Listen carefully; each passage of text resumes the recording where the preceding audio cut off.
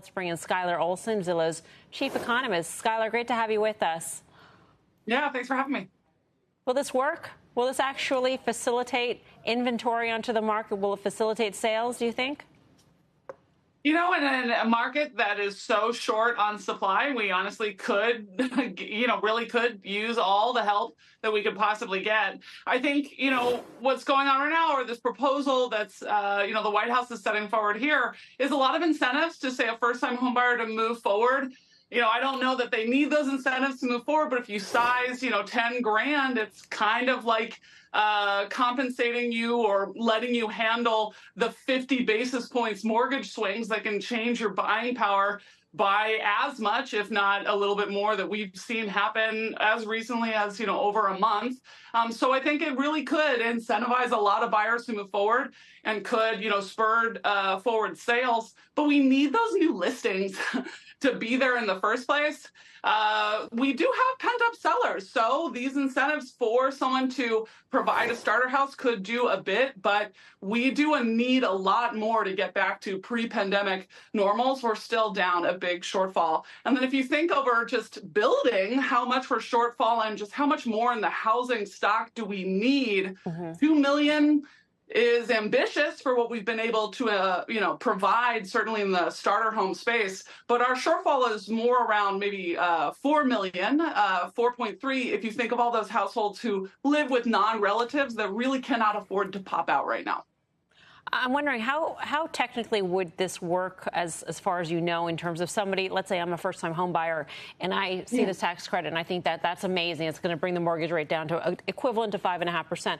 But I have to still go in and get qualified. Do I get qualified against a 7% mortgage rate, and therefore the affordability factor isn't solved for me until I get that tax credit after the transaction?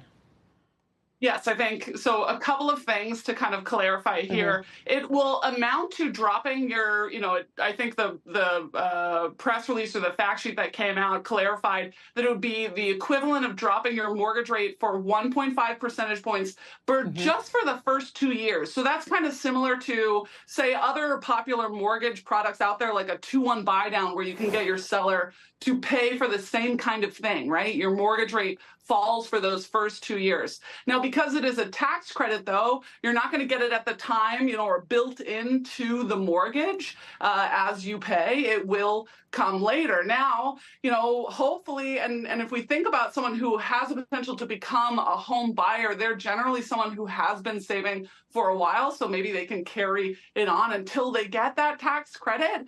So for that marginal buyer, it probably will still have that beneficial impact. But when you think about like how to size these numbers and what it might mean to you as a buyer, mortgage rate fluctuations, are a big deal to, on scale, in other words, with this kind of benefit. So as an active shopper, be sure to be watching, be ready for the inventory that's available, and get pre-approved to figure out what you can afford and what this kind of benefit would mean for you in your area, because in expensive housing markets, it'll mean a lot less.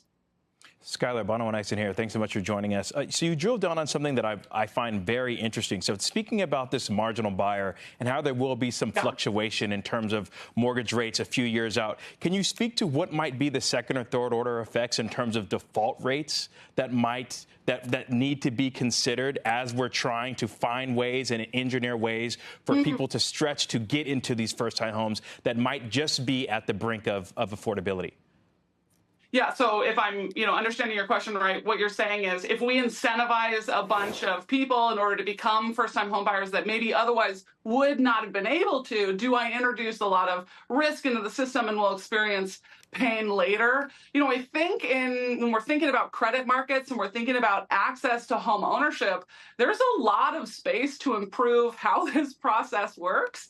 So, for example, there's probably folks who have let's call it like their fundamental credit worthiness is worthy, right? But the way that we calculate credit just might not account for that. So, for example, credit scores have not traditionally included ready payments of rent, right? Or successful payments of rent over time. You'll get dinged, when you don't pay or for an eviction, right? But that successful payment signal is completely missing. So there is room to provide access to homeownership to more groups. And then if we just think about what is the big barrier right now for a lot of folks? I mean, that down payment and the change and the impact of that affordability, it has happened regardless to those individuals. So I think it is a challenge, and we will, over time, kind of see fewer people become homeowners and more people turn towards rentals for that reason. Right.